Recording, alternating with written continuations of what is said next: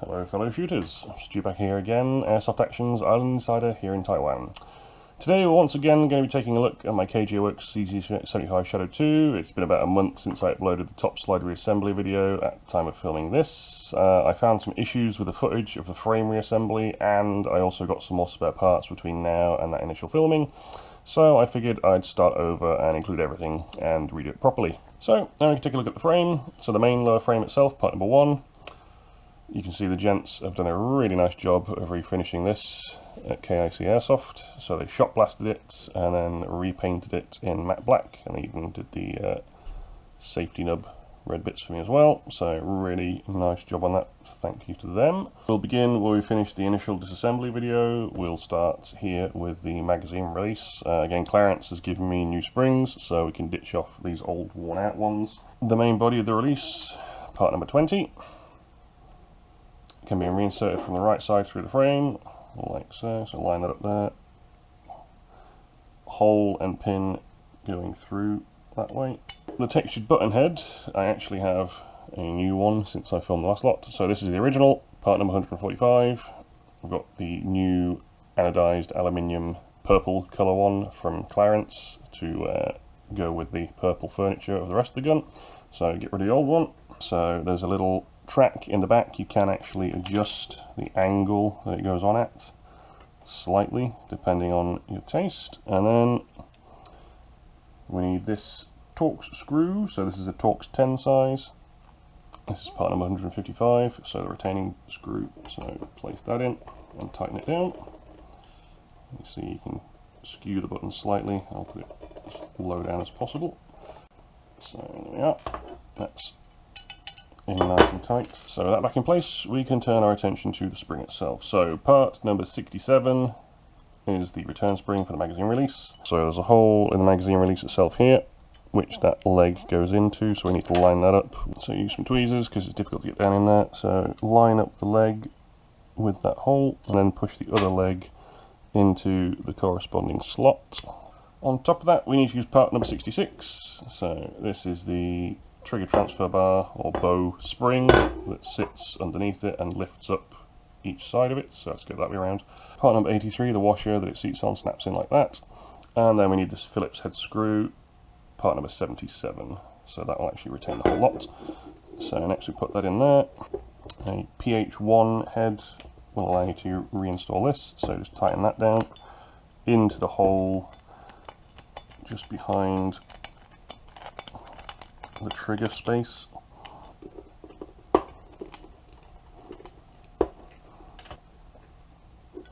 So here I've actually used the punch to keep that side leg of the magazine release spring in the track as I tighten it down. If you tighten it down, it might kick it out because of the torque of the screw. So just use a punch to hold that leg in while you do that. Stop it moving around. Now you can see the magazine release is working properly. And we've got the spring legs in place to support the trigger transfer bar or bow later. Next up, we'll look at the trigger assembly. So Clarence has kindly supplied me his shiny 7075 CNC aluminium trigger. So KJ-S2 CTRIG in black in this case. So open that up. It's a much better competition trigger. You can see it's much flatter than the original. It gives a really nice trigger pull on the models that I've tested at the MOA show.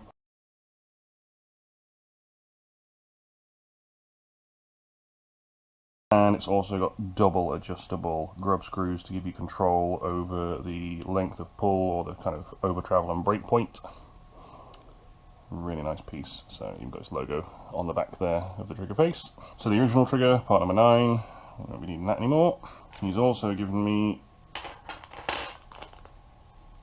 his replacement trigger transfer bar, or trigger bow he calls it. So KJ-S2 TRGB, which has a matte grey finish you can see, rather than the original cast bare metal. So this is hardened steel, it's a little bit heavier than the original. There's not much material there, but you can definitely tell there's a difference. So this will hopefully avoid wear and issues with double action and things like that. It's much harder material and it's been finished really nicely in this grey kind of finish. The trigger itself needs to be reconnected with the transfer bar. So cross pin part number 60, this fat pin here, needs to go through, so I'll put the transfer bar through there to begin with. Okay. So with the trigger reattached to the trigger transfer bar, we can now reinsert it into the main trigger chassis. So now he's also given me this Airman Tech tool, which is quite useful. It's used for real guns, I believe, having looked at the website. Basically, we can use it to reinsert the trigger spring more easily because it's a fiddly job. So I found putting it on a large punch and then inserting it into the tongs, snap it in like that. That helps you get it in to where it needs to be more easily. Part number 47, and as you're putting it through, long leg of spring part number 64 wants to go forwards, and the short leg goes down into the trigger body, so you can use this tool to press that into place and hold it there as you put part number 47 all the way through, like so, and then just pull and the tongs disengage. So there we are, that's reset in there, that's nice and easy with that tool. So that's the trigger transfer bar and the spring back together in the main chassis, all working properly. So next up we can reinsert the trigger mechanism itself into the main body or frame. So take that in, slide it in under there, make sure it lines up with the holes. In the bottom hole we need to put this part number 46 back through. That goes through that tube that's already holding the trigger onto the chassis itself inside. This time we can also reinsert the hairspring part 70. That helps retain the slide stop release lever, which holds the barrel and slides assembly on. This can be slid into this slot in between the chassis, part number 6, and the main frame, part number 1. There's this slot here basically, which this slides into. And you can see, push it down and engages through that hole. So we need to push it down with a thin screwdriver. Then this part, number 47, is the retainer pin, which will not only help keep that down, but lines up the front of the chassis through this hole in the side. So push that in through there. Push the spring down with the screwdriver. Okay, and then we can hammer this home to realign it. So now it's nice and flush back in there, so the whole trigger unit is back in place. You can see the grub screws limiting the travel rearwards there, so we can tune that once we put everything back together and find the proper breaking point. So next up we'll reassemble the hammer system. So I left this intact before, after disassembling it, because there was no real need to take it apart. So part number 8, the main hammer body, part number 58, the little pin that goes through and holds on, and part number 21, the hammer spur. So that's all still intact. Clarence has also given me his replacement transfer hook. So the original, again, cast aluminium parts, prone to breakage. I lost one of them from SPO1. So part number 11,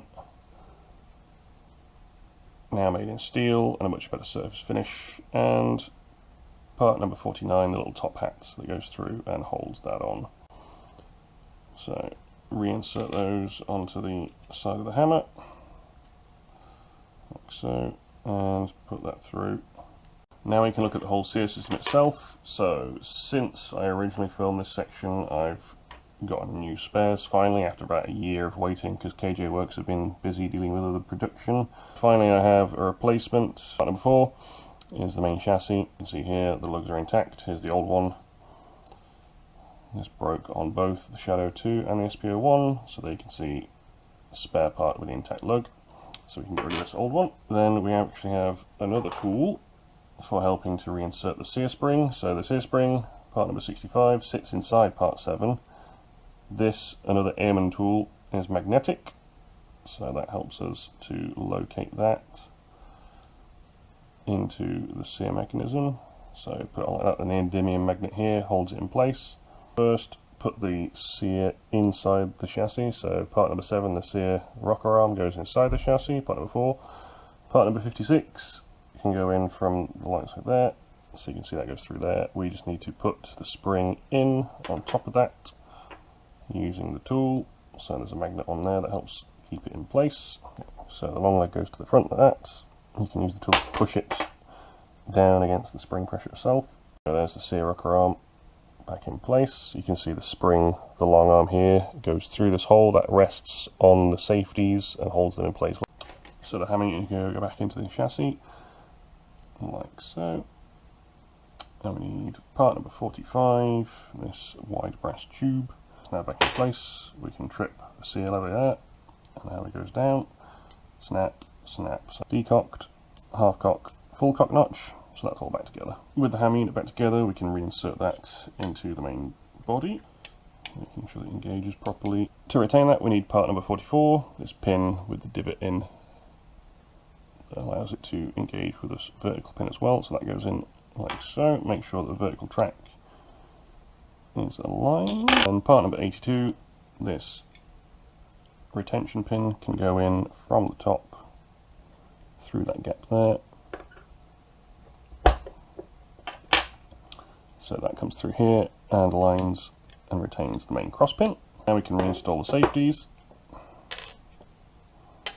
So part number 110, the right hand safety can go in first, so it goes in vertical, so those lugs line up, and then you can slide it horizontal. And the left hand safety, part number 12, also has part number 14 and its spring, part number 71, inside already. Insert that from this side. Overcome the spring force holding it by the sear spring. Next up is the backstrap spring assembly and the rocker arm at the top. So I left the top striker unit of the rocker arm intact. There was no need to dismantle that. So that's part number 23, the flapping bit at the front that actually strikes the valve. Part number 25, the transfer that the hammer hits to push the whole thing forward. 52 is the top hat pin that goes through. 69 is the tiny return spring, the butterfly spring inside there. 24 is the main body.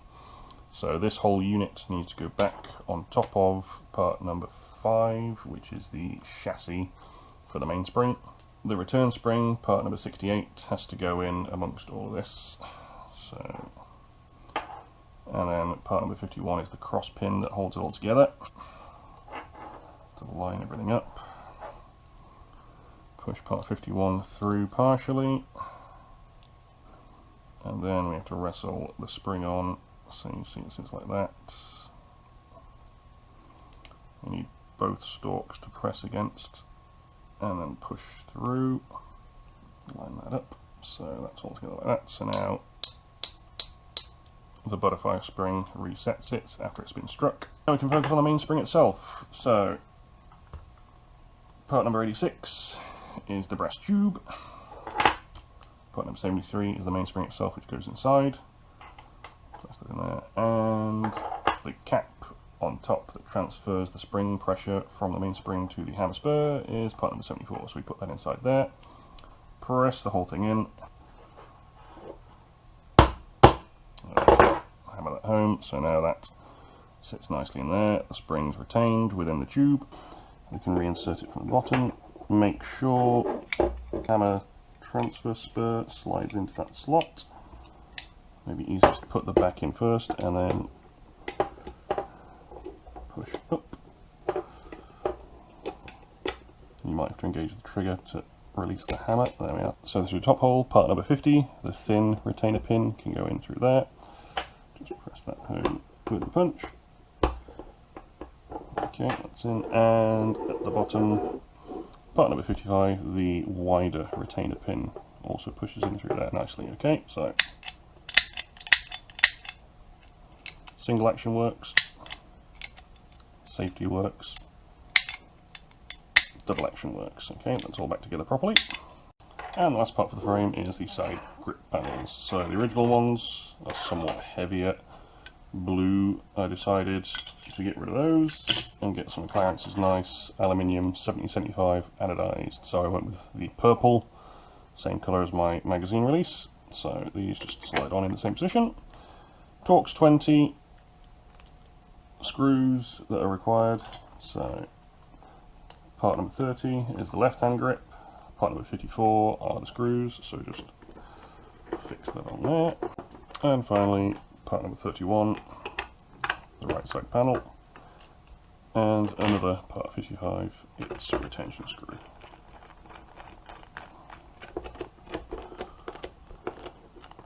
And the final touch, Clarence has also brought out replacements for part number 13, the slide stop release. Obviously this is the original, it's seen quite some wear because the barrel and slide are hammering back on it all the time. So get rid of that one, reinsert the slide on the top,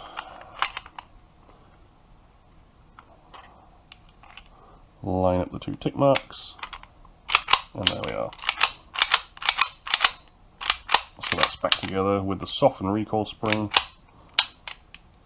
and the double action now working again. So with the main gun back together, we can focus on the magazines. Again, the magazine body, part number 26, has been sandblasted and Cerakote finished by the guys at KIC. First, put the unnumbered brass grommet back in place in the top of the channel where the gas comes through, like so. Now we need the rubber flow valve, part 39, put that inside and snap in to the feed lips, part number 34. These are the OEM feed lips that have been hand polished by Clarence, and then that whole thing seats in the back there and levers down into it. And we put part 57, the retainer pin, back in from the side. Okay. Nice and flush both sides, so that's back together. So with the feed lips installed again, we'll concentrate on the base. So take the base block, part number 27. We need to reinstall the main O-ring, so I've bathed these in GHK's silicone oil, put them in the cap of a gas can just to make sure that they're drenched in oil and nice and swollen, so they fill in the channel effectively and give you a good seal. So dry that off a bit first and reinsert that around the stem of part number 27. So this is part number 88, the O-ring. That's nice there, okay. That whole unit gets reinserted back inside, that's a nice tight fit, the O-ring's swollen nicely. And then we put the cross pins, part numbers 59 through.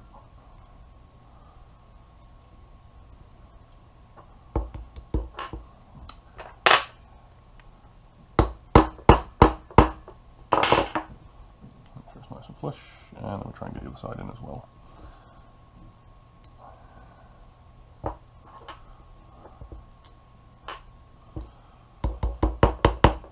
They're both nice and flush there, okay. The valve, part 80, is still inside anyway, that's steel sealed. Put the rear valve, part number 79, back in, so use the correct tool on the valve wrench. Dip that in a bit of oil first as well, and screw it back in.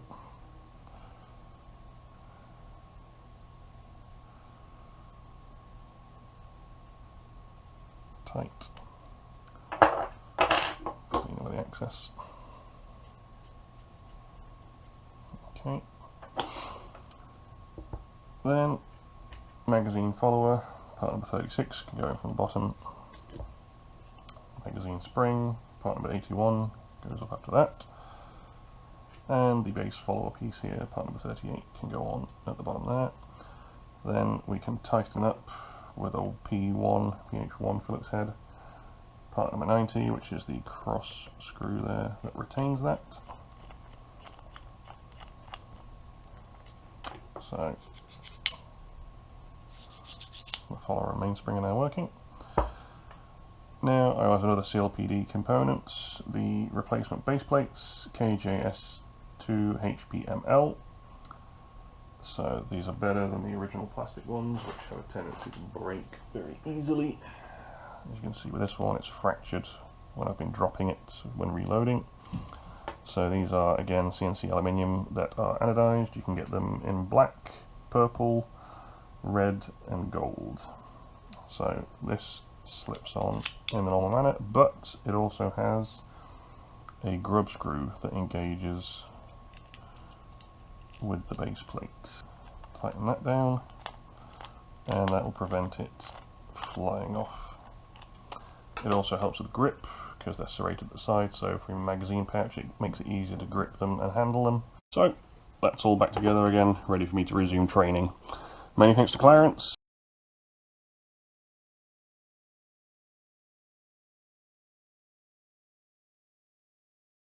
For all his support and all the spare parts that he's given me, all the upgrades, and many thanks to KIC for doing the amazing paint job on it.